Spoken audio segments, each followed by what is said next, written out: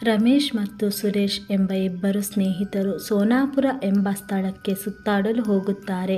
ಅಲ್ಲಿ ಸುತ್ತಲೂ ಎತ್ತರದ ಪರ್ವತಗಳು, ದಟ್ಟವಾದ ಕಾಡುಗಳು ಮತ್ತು ನದಿಗಳನ್ನೆಲ್ಲ ನೋಡಿ ಇಬ್ಬರು ತುಂಬ ಸಂತೋಷ ಪಡುತ್ತಾರೆ. ಆಗ ರಮೇಶ ಸುರೇಶನಿಗೆ ಹೀಗೆ ಹೇಳುತ್ತಾನೆ. ಅರೆ ರಮೇಶ, ಈ ಜಾಗ ಎಷ್ಟು ಸುಂದರವಾಗಿದೆ ಅಲ್ಲ. ನೋಡಲು ತುಂಬ ಮಜವಾಗುತ್ತಿದೆ. ನಮ್ಮ ನಗರ ದೆಹಲಿಯಲ್ಲಿ ನಾವು ಎಂದಿಗೂ ಇಂತಹ ದೃಶ್ಯಗಳನ್ನು ನೋಡಲು ಸಾಧ್ಯವೇ ಇಲ್ಲ. ಅದು ಸರಿ, ಆದರೆ ನೀನು ಹೇಳುವಷ್ಟು ಏನೂ ವಿಶೇಷವಿಲ್ಲ. ಹ ಹ ಹ ಹ, ಎಂತಹ ಮನುಷ್ಯ ಕಣೋ ನೀನು. ಎಲ್ಲದರಲ್ಲೂ ಕೊರತೆ ಹುಡುಕುತ್ತೀಯ. ಅತ್ತಿಗೆ ನಿನ್ನಲ್ಲಿ ಏನನ್ನು ನೋಡಿ ಇಷ್ಟಪಟ್ಟಿದ್ದಾಳೋ ಗೊತ್ತಿಲ್ಲ. ಹ ಹ ಹ ಹ ಹ. ಹೀಗೆ ರಮೇಶ ಮತ್ತು ಸುರೇಶ ತಮ್ಮ ತಮ್ಮೊಳಗೆ ಮಾತನಾಡಿಕೊಳ್ಳುತ್ತಿದ್ದರು. ಆಗ ಇದ್ದಕ್ಕಿದ್ದಂತೆ ಒಂದು ಸುಂದರವಾದ ಹಕ್ಕಿ ಹಾರಿ ಅವರ ಮುಂದೆ ಬಂದು ಕುಳಿತುಕೊಳ್ಳುತ್ತದೆ. ಆಗ ಸುರೇಶ ಹೇಳುತ್ತಾನೆ. ಹೇ ರಮೇಶ, ಇಲ್ಲಿ ನೋಡು, ಈ ಹಕ್ಕಿ ಎಷ್ಟು ಸುಂದರವಾಗಿದೆ. ನಾವು ಇದನ್ನು ಮನೆಗೆ ತೆಗೆದುಕೊಂಡು ಹೋಗೋಣ. ಆಗ ಮನೆಯವರಿಗೆ ತುಂಬ ಖುಷಿಯಾಗುತ್ತದೆ. ಅರೆ ಸುರೇಶ, ಏನು ಹೇಳುತ್ತಿದ್ದೀಯಾ ನೀನು? ನಾನು ಕೇಳಿದ್ದೇನೆ, ಈ ಪರ್ವತಗಳ ಮೇಲೆ ಜನರು ಮಾಟಮಂತ್ರಗಳನ್ನು ತುಂಬ ಮಾಡುತ್ತಾರಂತೆ. ಹಾಗಾಗಿ ನಾವು ಇಲ್ಲಿನ ಯಾವುದೇ ವಸ್ತು ಆಗಲಿ ಜೀವಿಗಳನ್ನಾಗಲಿ ತೆಗೆದುಕೊಂಡು ಹೋಗೋದು ಸರಿಯಲ್ಲ. ಅರೆ ರಮೇಶ, ನೀನು ಇದನ್ನೆಲ್ಲ ಈಗಲೂ ನಂಬುತ್ತಿದ್ದೀಯಲ್ಲ. ಇಷ್ಟೊಂದು ಅಂಧವಿಶ್ವಾಸ ಒಳ್ಳೆಯದಲ್ಲ. ಹ ಹ ಹ. ಈಗ ನೋಡು, ನಾನು ಈ ಹಕ್ಕಿಯನ್ನು ಹಿಡಿಯುತ್ತೇನೆ. ಹೀಗೆ ಹೇಳಿ ಸುರೇಶ್ ಆ ಹಕ್ಕಿಯನ್ನು ಹಿಡಿಯುತ್ತಾನೆ. ನಂತರ ಅದನ್ನು ತನ್ನಲ್ಲಿದ್ದ ಒಂದು ಬಾಕ್ಸ್ನ ಒಳಗೆ ಇಡುತ್ತಾನೆ. ನಂತರ ಅವರು ಸೋನಾಪುರದಿಂದ ದಿಲ್ಲಿಗೆ ಹೋಗುತ್ತಾರೆ. ನಂತರ ಸುರೇಶ ಅದನ್ನು ತನ್ನ ಮನೆಗೆ ತೆಗೆದುಕೊಂಡು ಹೋಗುತ್ತಾನೆ. ಅಲ್ಲಿ ಅವನ ಮಗಳಿಗೆ ಹಕ್ಕಿಯನ್ನು ನೋಡಿ ತುಂಬ ಖುಷಿಯಾಗುತ್ತದೆ. ಆಗ ಅಲ್ಲಿಗೆ ಅವನ ಹೆಂಡತಿ ಬರುತ್ತಾಳೆ ಮತ್ತು ಹೇಳುತ್ತಾಳೆ. ಅರೆ, ಇದೇನ್ರಿ, ಈ ಮನೆಯಲ್ಲಿ ಈ ಪಕ್ಷಿಯನ್ನು ಯಾರು ನೋಡಿಕೊಳ್ಳುತ್ತಾರೆ? ಈ ಮನೆಯಲ್ಲಿ ಪ್ರಾಣಿಗಳೇನು ಕಮ್ಮಿ ಇದೆಯೇ? ಇದನ್ನು ಕೇಳಿ ಸುರೇಶನಿಗೆ ನಗು ಬರುತ್ತದೆ ಮತ್ತು ಹೇಳುತ್ತಾನೆ. ಹ ಹ ಹ ಹ ಹ.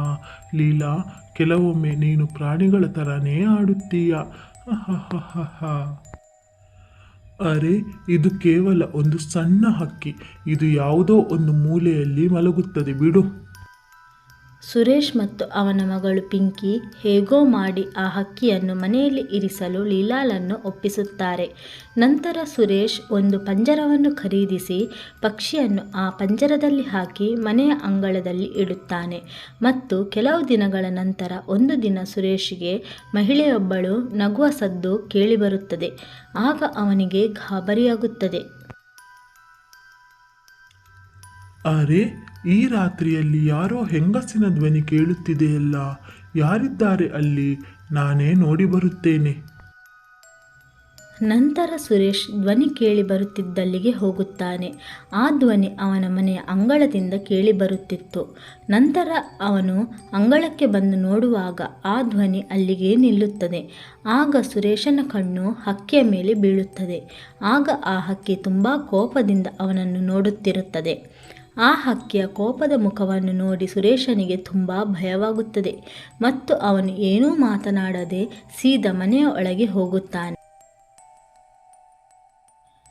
ಮತ್ತು ಮರುದಿನ ಅವನು ತನ್ನ ಸ್ನೇಹಿತ ಸುಜಿತ್ನನ್ನು ಭೇಟಿಯಾಗಿ ನಡೆದ ಎಲ್ಲ ವಿಷಯವನ್ನು ಹೇಳುತ್ತಾನೆ. ಸುರೇಶನ ಮಾತು ಕೇಳಿ ಸುಜಿತ್ ಜೋರಾಗಿ ನಗುತ್ತಾನೆ ಮತ್ತು ಹೇಳುತ್ತಾನೆ. ಸುರೇಶ, ನೀನು ತುಂಬ ಮೂರ್ಖ ಕಣೋ. ನೀನು ಮಲಗಿರುವಾಗ ಯಾರೋ ಹೆಂಗಸರು ಬಂದು ನಿನ್ನ ಮನೆಯ ಹತ್ತಿರ ಅಂಗಳದಲ್ಲಿ ಕುಳಿತು ಜೋರಾಗಿ ಮಾತನಾಡಿರಬಹುದು. ಅಷ್ಟಕ್ಕೆ ಇಷ್ಟೊಂದು ಹೆದರಿದ್ದೀಯಲ್ಲ. ಹ ಹ ಹ ಹ. ನೀನು ನನಗೆ ಹೇಳಿದ್ದಿ ಪರವಾಗಿಲ್ಲ.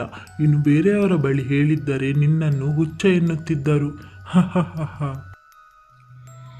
ಹೀಗೆ ಹೇಳುತ್ತಾ ಸುಜಿತ್ ಅಲ್ಲಿಂದ ಹೊರಟು ಹೋಗುತ್ತಾನೆ ಮತ್ತು ಸುರೇಶ್ ಕೂಡ ತನ್ನ ಮನೆಗೆ ಹೋಗುತ್ತಾನೆ.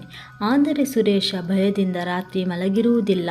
ಆಗ ಸುರೇಶನಿಗೆ ರಾತ್ರಿಯಲ್ಲಿ ಅದೇ ಶಬ್ದ ಕೇಳುತ್ತದೆ. ಆಗ ಸುರೇಶ ಸದ್ದು ಮಾಡದೆ ಸದ್ದು ಕೇಳಿ ಬರುತ್ತಿದ್ದ ಕಡೆಗೆ ಹೋಗುತ್ತಾನೆ. ಆಗ ಅಲ್ಲಿ ಅಂಗಳದಲ್ಲಿ ದೆವ್ವವನ್ನು ನೋಡುತ್ತಾನೆ. ಅದು ಜೋರಾಗಿ ನಗುತ್ತದೆ.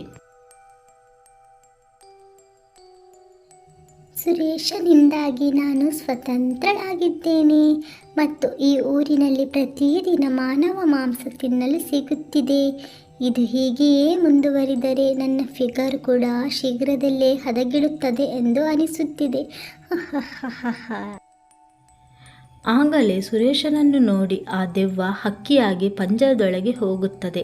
ಇದನ್ನೆಲ್ಲ ನೋಡಿದ ಸುರೇಶನಿಗೆ ಪ್ರಜ್ಞೆ ತಪ್ಪುತ್ತದೆ ಮತ್ತು ಅವನಿಗೆ ಪ್ರಜ್ಞೆ ಬಂದಾಗ ಅವನು ತನ್ನ ಕೋಣೆಯೊಳಗೆ ಮಲಗಿರುತ್ತಾನೆ.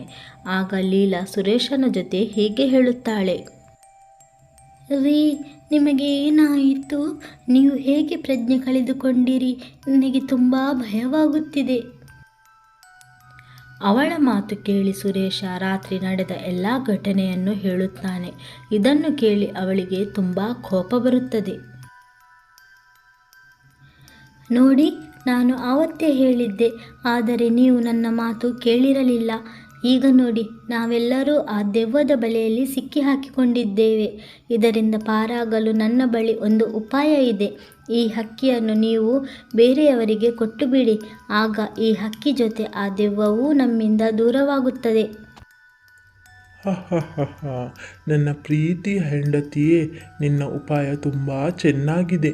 ನಾನು ಈಗಲೇ ಹಕ್ಕಿಯನ್ನು ಯಾರಿಗಾದರೂ ಕೊಟ್ಟು ಬರುತ್ತೇನೆ ಎಂದು ಹೇಳಿ ಸುರೇಶ ಆ ಪಂಜರದೊಂದಿಗೆ ಹಕ್ಕಿಯನ್ನು ತೆಗೆದುಕೊಂಡು ಹೋಗುತ್ತಾನೆ.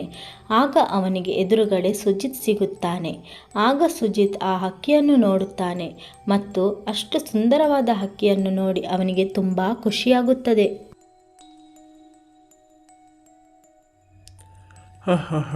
ಸುರೇಶ, ನೀನು ಆವತ್ತು ಹಕ್ಕಿಯ ಬಗ್ಗೆ ಹೇಳಿದ್ದೆ ಅಲ್ವಾ? ಅದು ಇದೇ ಹಕ್ಕಿ ತಾನೇ? ಇಷ್ಟು ಸುಂದರವಾಗಿದೆ, ಇದರಲ್ಲಿ ದೆವ್ವ ಇದೆ ಅಂತ ಹೇಳಿದ್ಯಲ್ವಾ? ಸುಜಿತ್, ನಿನಗೆ ಈ ಹಕ್ಕಿ ತುಂಬ ಇಷ್ಟವಾಗಿದ್ದರೆ ನೀನೇ ಇಟ್ಟುಕೋ. ಯಾಕೆಂದರೆ ನಾನು ಕೆಲವು ದಿನಗಳ ತನಕ ಹೊರಗೆ ಹೋಗುತ್ತಿದ್ದೇನೆ ಮತ್ತು ಈ ಹಕ್ಕಿಯನ್ನು ಎಲ್ಲಿ ಇಡುವುದು ಎಂಬ ಚಿಂತೆ ಕಾಡುತ್ತಿತ್ತು. ಹೀಗೆ ಹೇಳಿ ಸುರೇಶ್ ಆ ಹಕ್ಕಿಯನ್ನು ಸುಜಿತ್ಗೆ ಕೊಟ್ಟು ಅಲ್ಲಿಂದ ಹೊರಟು ಹೋಗುತ್ತಾನೆ ಮತ್ತು ಇತ್ತ ಸುಜಿತ್ ಆ ಹಕ್ಕಿಯ ಜೊತೆ ತನ್ನ ಮನೆಗೆ ಬರುತ್ತಾನೆ. ಆಗ ಅವನ ಮಗ ಆ ಹಕ್ಕಿಯನ್ನು ಕೈಯಲ್ಲಿ ಹಿಡಿದು ಅದರ ಜೊತೆ ಆಟ ಆಡುತ್ತಾನೆ ಮತ್ತು ಪಂಜರದೊಳಗೆ ಇಟ್ಟು ಬಿಡುತ್ತಾನೆ. ಮತ್ತು ರಾತ್ರಿ ಪುನಃ ಅವನು ಹಕ್ಕಿಯ ಜೊತೆ ಆಟ ಆಡಲು ಬರುತ್ತಾನೆ ಮತ್ತು ಆಟವಾಡುತ್ತಿದ್ದಾಗ ಅದು ಒಂದು ದೆವ್ವವಾಗಿ ಬದಲಾಗುತ್ತದೆ.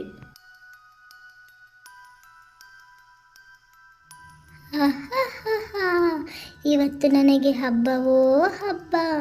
ಈ ಸಣ್ಣ ಬಾಲಕನ ಮಾಂಸವನ್ನು ತಿನ್ನುತ್ತಿದ್ದರೆ ಮಜಾ ಆಗುತ್ತದೆ. ಹೀಗೆ ಹೇಳಿ ಆ ದೆವ್ವ ಅವನನ್ನು ಕೊಂದು ತಿನ್ನುತ್ತದೆ ಮತ್ತು ಮರುದಿನ ಸುಜಿತ್ ಮತ್ತು ಅವನ ಹೆಂಡತಿ ನೋಡಿದಾಗ ಅವರ ಮಗ ತುಂಡು ತುಂಡಾಗಿರುವುದನ್ನು ನೋಡಿ ತುಂಬ ಜೋರಾಗಿ ಅಳುತ್ತಾರೆ. ಅವರು ಅಳುವ ಸದ್ದು ಕೇಳಿ ಊರಿನವರು ಅಲ್ಲಿಗೆ ಬರುತ್ತಾರೆ ಮತ್ತು ಅವರಲ್ಲಿ ಒಬ್ಬ ಹೀಗೆ ಹೇಳುತ್ತಾನೆ. ಸುಜಿತ್ ಅಣ್ಣ, ನಿಮ್ಮ ಮಗನನ್ನು ಯಾವುದೇ ಮನುಷ್ಯ ಕೊಂದಿಲ್ಲ, ಅವನನ್ನು ದೆವ್ವವೇ ಕೊಂದಿರುವುದು. ಆಗ ಅಲ್ಲಿಗೆ ಒಬ್ಬ ಪೂಜಾರಿ ಬರುತ್ತಾರೆ ಮತ್ತು ಹೇಳುತ್ತಾರೆ. ಸುಜಿತ್ ಮಗನೇ, ಈ ಜಗತ್ತಿನಲ್ಲಿ ಎಲ್ಲವೂ ಇದೆ. ದೇವರು ಹೇಗೆ ಇದ್ದಾನೋ ಹಾಗೆ ದೆವ್ವವೂ ಇದೆ. ನೀನು ನಂಬುತ್ತೀಯೋ ಇಲ್ಲವೋ ಅದು ನಿನಗೆ ಬಿಟ್ಟಿದ್ದು. ಪೂಜಾರಿ ಅವರೇ, ನಾನು ನಿಮ್ಮ ಮಾತನ್ನು ಒಪ್ಪಿದರೂ ಸಹ ಇದು ಯಾವುದೋ ಭೂತದ ಕೆಲಸ ಎಂದು ಹೇಗೆ ಸಾಬೀತುಪಡಿಸುತ್ತೀರಿ ನೀವು? ಇದನ್ನೆಲ್ಲ ಸಾಬೀತುಪಡಿಸುವುದು ನನಗೆ ದೊಡ್ಡ ವಿಷಯವಲ್ಲ. ನೀವೀಗ ಆ ಹಕ್ಕಿಯ ಮೇಲೆ ನಿಗಾ ಇಟ್ಟು ನೋಡುತ್ತಿರಬೇಕು.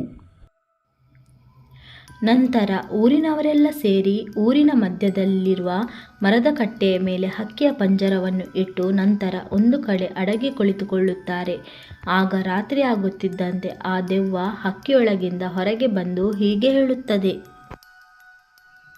ನಿನ್ನೆ ರಾತ್ರಿ ಆ ಮಗುವಿನ ಮೃದುವಾದ ಮಾಂಸವನ್ನು ತಿಂದು ನನಗೆ ತುಂಬ ಖುಷಿಯಾಗಿತ್ತು. ಹೀಗೆ ಹೇಳಿ ಆ ದೆವ್ವ ಅಲ್ಲಿಂದ ಹೊರಟು ಹೋಗುತ್ತದೆ. ಇತ್ತ ಇದನ್ನೆಲ್ಲ ನೋಡುತ್ತಿದ್ದ ಸುಜಿತ್ ಮತ್ತು ಊರಿನವರಿಗೆ ತುಂಬ ಭಯವಾಗುತ್ತದೆ. ನಂತರ ಅವರೆಲ್ಲರೂ ಪೂಜಾರಿ ಬಳಿ ಹೋಗುತ್ತಾರೆ. ಆಗ ಪೂಜಾರಿ ನಡೆದ ಎಲ್ಲ ವಿಷಯವನ್ನು ಸರಿಯಾಗಿ ಹೇಳಲು ಸುಜಿತ್ಗೆ ಹೇಳುತ್ತಾರೆ. ಆಗ ಸುಜಿತ್ ಎಲ್ಲವನ್ನೂ ಹೇಳುತ್ತಾನೆ. ನಂತರ ಊರಿನವರೆಲ್ಲ ಸೇರಿ ಸುರೇಶನನ್ನು ಹಿಡಿದು ಕರೆದುಕೊಂಡು ಬರುತ್ತಾರೆ. ಆಗ ಸುರೇಶ ಪೂಜಾರಿಯನ್ನು ನೋಡಿ ಅವರ ಕಾಲಿಗೆ ಬೀಳುತ್ತಾನೆ.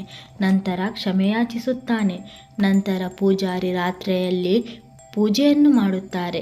ಆಗ ಆ ಅಕ್ಕಿಯ ದೇಹದಿಂದ ಆ ದೆವ್ವ ಹೊರಗೆ ಬರುತ್ತದೆ. ನಂತರ ಅದು ನಗುತ್ತಾ ಹೀಗೆ ಹೇಳುತ್ತದೆ: ಪುರೋಹಿತರೇ, ನನ್ನ ದೌರ್ಬಲ್ಯವನ್ನು ನೀವು ಕಂಡುಕೊಂಡಿದ್ದೀರಿ ಮತ್ತು ನೀವು ನನ್ನನ್ನು ಇಲ್ಲಿ ಉಳಿಯಲು ಬಿಡುವುದಿಲ್ಲ ಎಂದು ನನಗೆ ಚೆನ್ನಾಗಿ ಅನಿಸುತ್ತಿದೆ.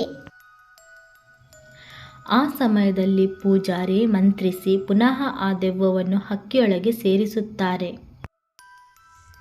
ಸುರೇಶ, ಈಗ ನೀನು ಈ ಹಕ್ಕಿಯನ್ನು ಎಲ್ಲಿಂದ ತಂದಿದ್ದೀಯೋ ಅಲ್ಲಿಗೆ ಕೊಂಡು ಹೋಗಿ ಬಿಡು.